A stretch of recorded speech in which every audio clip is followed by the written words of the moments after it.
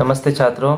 Jamalpur college में मैं admission incharge हूँ और एडमिशन के दौरान अभी जो प्रक्रिया चल रही है उसमें आप भी बहुत परेशान थे और इधर आपके फॉर्म सही से भराए जाने लगे। मैंने ये देखा कि बहुत सारे विद्यार्थी जब अपना स्पेशल पेपर चुन रहे थे तो फिर भी काफ़ी दिक्कतें आ रही थी। बहुत सारे स्टूडेंट ये चाह रहे थे कि उनका स्पेशल पेपर बदला जाए। तो मैं सबसे पहले यही सलाह दूंगा आपको कि आप ये छोटी सी पतली सी किताब जो है सिलेबस, इसको ख़रीदें और इसमें आप ठीक से देखें अपने सब्जेक्ट को। उसमें देखें कि आपके 7th पेपर या 8th पेपर में क्या स्पेशल पेपर है, ग्रुप क्या क्या है। उस ग्रुप में ये देखें कि आपकी रुचि का कौन सा सब्जेक्ट है या फिर उसका क्या भविष्य है उस विषय का, और फिर आप ये तय करें कि मुझे क्या चुनना है। अगर आप किसी के कहे पर या किसी के बहकावे पर आकर तय करने लगते हैं तो फिर एक बाधा ये उत्पन्न होती है कि आप पहले तो तय करके फॉर्म भर चुके हैं और फिर आपको लगता है कि हम इसे चेंज करवा लें, और फिर चेंज करने के लिए फिर आपको कॉलेज की दौड़ भाग करनी पड़ती है टीचर। तो मैं यही कहूँगा कि बहुत ही सेंसिटिव होकर ना डिसीजन लें, व्यवहारिक रूप से सोचें और सिलेबस को देखें। अगर आपके पास शिक्षक उपलब्ध नहीं है तो आप सिलेबस का ज़रूर सहारा लें, और अगर शिक्षक है उपलब्ध तो आप उनसे ज़रूर राय लें। छात्रों, स्पेशल पेपर को लेकर एक और सूचना को क्लियर कर दूं मैं कि जिन छात्रों ने स्पेशल पेपर ले लिया है और उन्हें लगता है कि वे इसे बदल दें, तो आप कॉलेज आएँ या अपने एडमिशन इंचार्ज को ये बताएं कि आप अपने स्पेशल पेपर को चेंज करना चाहते हैं, तभी वो कुछ कर पाएंगे समय रहते। अगर आप 13 तारीख के पहले ऐसा करते हैं तो उनके पास ये ऑप्शन है कि वो विश्वविद्यालय से हेल्प लेकर रिक्वेस्ट करके आपके सब्जेक्ट को अनलॉक करवाएंगे। उसके बाद आप उसमें फिर नया सब्जेक्ट जो चाहते हैं डालना वो डाल सकते हैं। ये सूचना केवल उनके लिए है जिनके पास की स्पेशल पेपर का ऑप्शन आता है खुद चुनने का, और वे गलती से दूसरा सब्जेक्ट ले लिए हैं और अब उन्हें बदलना है, ये ध्यान रखेंगे। तो इसलिए आप कॉलेज आए, अपने टीचर से बात करें और फिर जाकर वे आपकी मदद कर पाएंगे। इसके अलावे एक सबसे महत्वपूर्ण चीज़ ये है कि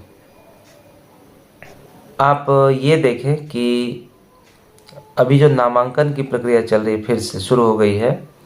तो जो छात्र ऐसा कर रहे हैं कि जिन्होंने नामांकन नहीं लिया था अथवा जिन्होंने वेरीफाई करा लिया और ये ज़रूरी नहीं समझा कि हम फीस भर दें, तो उनसे गुजारिश है कि वे फीस ज़रूर भरें, क्योंकि अंतिम तौर पर तभी आप एक प्रक्रिया में आगे बढ़ते हैं जब आप फीस दे देते हैं यूनिवर्सिटी का। और ऑनलाइन ऑफलाइन वेरीफाई कराना, शिक्षक से वेरीफाई कराना अंतिम रूप नहीं है। एडमिशन का वह एक प्रारंभिक रूप है, उसके बाद ऑनलाइन होता है। ऑनलाइन वेरीफाई करने के बाद आप जब फी पेड करते हैं, चाहे वह 0 का हो चाहे उसमें एक तय किया गया हो फीस, वो जब पूरा दे देते हैं फीस आप यूनिवर्सिटी को, फिर आप अपनी उस प्रक्रिया को निभा लेते हैं। तो कहने का मतलब ये है कि आप चाहे आप गर्ल्स हैं या SC/ST में आते हैं, तो आप निश्चित रूप से 0 का भी रसीद कटाएं। कई बच्चों का फॉर्म केवल इसलिए वे अभी फॉर्म नहीं भर पा रहे हैं क्योंकि उन्होंने एडमिशन में ये समझा कि मुझे तो पैसा नहीं लगना है, और जब पैसा या फीस नहीं लगना है तो उन्होंने ऑफलाइन वेरीफाई कराया और वे जाके फीस ही पेड नहीं की। खास करके जो महिलाएं हैं वे ऐसा कर रही हैं, गर्ल्स स्टूडेंट ऐसा कर रही हैं। तो आप लोगों से ये भी फिर गुजारिश है कि आप जिस भी वर्ग में आते हैं, अगर आपको फीस से छूट है, माफ़ी है, तो आप 0 का जो आपका रसीद बनेगा वो निश्चित रूप से कटा लें, और तब जाके आपका आपके नामांकन की प्रक्रिया पूरी होगी। और जब नामांकन की प्रक्रिया पूरी हो जाएगी, एडमिशन पूरा हो जाएगा, फिर आपको लगे हाथ तुरंत फॉर्म भर देना है। और जब फॉर्म भरने के लिए आप आएंगे एग्जामिनेशन फॉर्म लेके मेरे पास या कॉलेज के हमारे साथियों के पास आएंगे, तब आपकी वो प्रक्रिया पूरी होगी। फिर उसमें एग्जामिनेशन फॉर्म एग्जामिनेशन फॉर्म का फीस सबको भरना है, वो ज़रूर फीस भरें सब लोग, उसमें किसी को छूट नहीं है, कि आप ध्यान रखें। जब एग्जामिनेशन फीस आप दे देते हैं और आपको रसीद मिल जाता है, उसके बाद आपकी प्रक्रिया पूरी हो जाती है फॉर्म भरने की, तो आप परीक्षा देने के लिए एलिजिबल हो जाएंगे।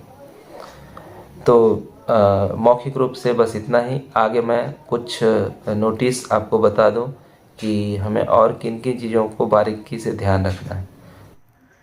स्टूडेंट्स, फिर से एक सूचना मैं आपसे साझा करूं कि ये सूचना है मुंगेर यूनिवर्सिटी का 9 तारीख का।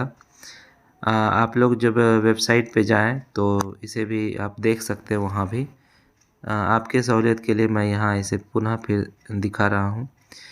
लिखा है, पार्ट 3 में जिन छात्रों का नामांकन नहीं हो पाया है वैसे छात्र दिनांक 9/12/2022 से 13/12/2022 तक नामांकन के पश्चात परीक्षा फॉर्म भर सकेंगे, माननीय कुलपति महोदया के आदेश से। ये बिल्कुल आपके लिए सहूलियत भरा कदम है विश्वविद्यालय की ओर से।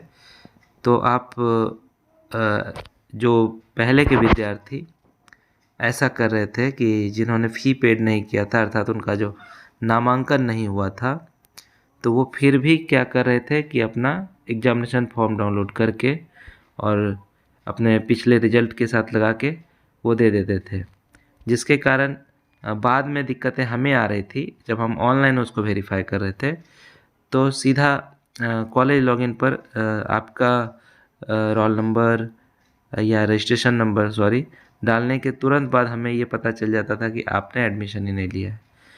फिर हम अपने डॉक्यूमेंट वेरिफिकेशन के वॉल पे भी देखा कि वास्तव में आपने अपना एडमिशन नहीं कराया है, फ़ी पेड फाइनली नहीं किया है, इसीलिए आप एक तरह से कहा जाए तो तय समय के भीतर आप नामांकन नहीं करा पाए। अब यूनिवर्सिटी जब इस तरह की समस्या बार बार आ रही है तो विश्वविद्यालय ने आपको एक सहूलियत दी है कि आप इसे जल्दी से जल्दी अपना पहले नामांकन करा लें। फिर आपके पास जब ऑप्शन आएगा परीक्षा फॉर्म खोलने का, तो परीक्षा फॉर्म जब खोलें तो फिर ब्लू टिक करें और उसके बाद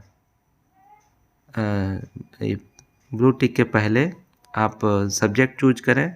अगर सब्जेक्ट चूज का ऑप्शन नहीं है तो ब्लू टिक निश्चित रूप से करें डिक्लेरेशन पे।